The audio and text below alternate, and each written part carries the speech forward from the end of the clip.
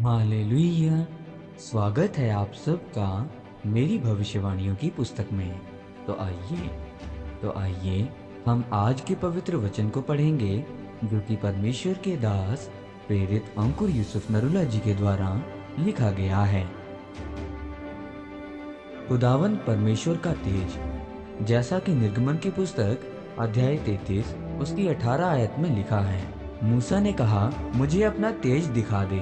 मेरे प्रिय, बाइबल में लिखा है कि मूसा ने कहा था कि हे परमेश्वर, मुझे अपना तेज दिखा दे। और बाइबल कहती है कि जब परमेश्वर ने मूसा को अपना तेज, अपनी महिमा दिखाई तो मूसा का चेहरा इतना चमकदार हो गया कि लोग उस चेहरे को नंगी आंखों से देख नहीं सकते थे। इसीलिए मूसा जब लोगों के सामने गया तो उसने अपना चेहरा कपड़े से छुपा लिया, क्योंकि उसके चेहरे से किरणें निकल रही थीं। मेरे प्रियो, जो कुछ भी स्वर्ग में है उसकी एक झलक को परमेश्वर पृथ्वी पर भेजता है तो उसको हम परमेश्वर की महिमा कहते हैं। स्वर्ग में जो कुछ चल रहा है, जो कुछ भी स्वर्ग में है, आप उसको यहाँ पर महसूस कर सकते हैं। जब परमेश्वर की महिमा चर्च पर और आप पर उतरती है तो आप उसे महसूस कर सकते हैं। इसलिए जब आप मांगते हैं कि परमेश्वर, मैं तेरी महिमा को, तेरे तेज को देखना चाहता हूँ, तो परमेश्वर आपके जीवन में गवाही को भेजता है। बाइबल में यशाया अध्याय 60 उसकी 1 आयत में लिखा है कि उठ, प्रकाशमान हो, क्योंकि तेरा प्रकाश आ गया है और यहोवा का तेज तेरे ऊपर उदय हुआ है।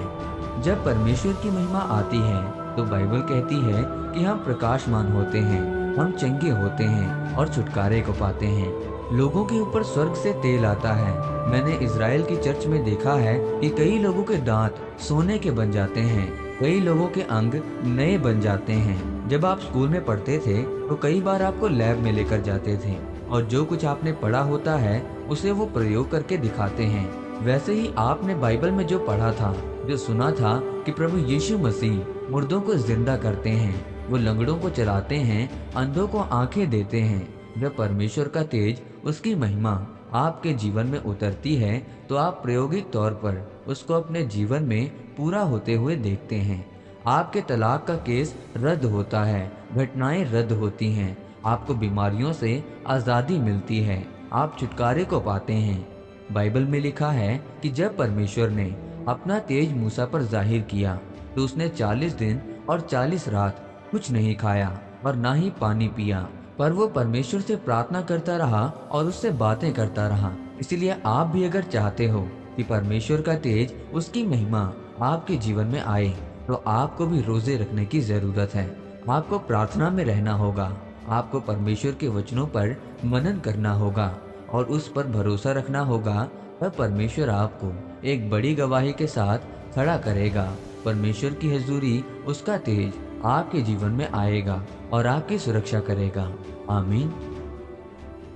आइए इस घोषणा को आप मेरे साथ एक मन होकर ग्रहण करें।